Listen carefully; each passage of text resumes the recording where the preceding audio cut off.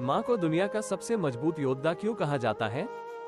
क्योंकि एक माँ हमेशा आपके आंसू पोंछते हुए आपको करीब और प्यार से रखेगी। एक माँ हमेशा कोशिश करेगी कि वो आपके सभी दर्द और दुख को दूर करे सके और उन्हें अपना बना सके। वे आपके जीवन के बुरे समय में चट्टान बनकर खड़ी हो जाएगी और आपका हर वक्त समर्थन करेगी। एक माँ का बच्चा देखने में चाहे कैसा भी हो, वह हमेशा अपने बच्चे पर प्यार लुटाती है। अपने बच्चे को बचाने के लिए अपनी जान पर भी खेल जाती है। माँ को इस दुनिया में सबसे बड़ा योद्धा माना जाता है क्योंकि माँ ही है जो कि अपने बच्चे का हर समय ख्याल रखती है और जिस समय बच्चा माँ के गर्भ में आता है तब से जन्म तक तथा जन्म के बाद जब तक माँ साथ रहती है तब तक माँ बच्चे की एक एक बातों का ध्यान रखती है। जिस समय माँ अपने बच्चे को जन्म देती है उस समय इतना दर्द रहता है कि शायद उतना दर्द एक पुरुष को आए तो उसकी मृत्यु हो जाएगी। इतना बड़ा युद्ध लड़ने के बाद माँ एक बच्चे का जन्म देती है और परिवार के लिए नया अंकुर तैयार करती है। माँ का स्थान इस दुनिया में कोई नहीं ले सकता है, चाहे वो कोई देवता हो या देवी। हमारे जीवन निर्माण में माँ का स्थान सबसे महत्वपूर्ण है।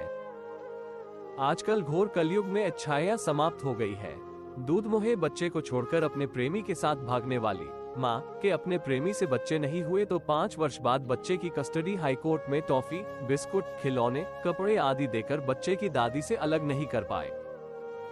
हो सकता है ये अपवाद है, लेकिन लड़कियां समाज की बुनियाद होती है और भारत की संस्कृति और सभ्यता तथा संस्कार को कठोरता से पालन करने से ही पूरी दुनिया में समाज बचेगा।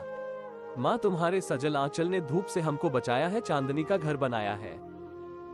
तुम अमृत की धार प्यासों को, ज्योति रेखा सूरदासों को, संधि को, आशीष की कविता अस्मिता, मन के समासों को। माँ तुम्हारे तरल दृग्जल ने तीरथ जल का मान पाया है, सो गए मन को जगाया है।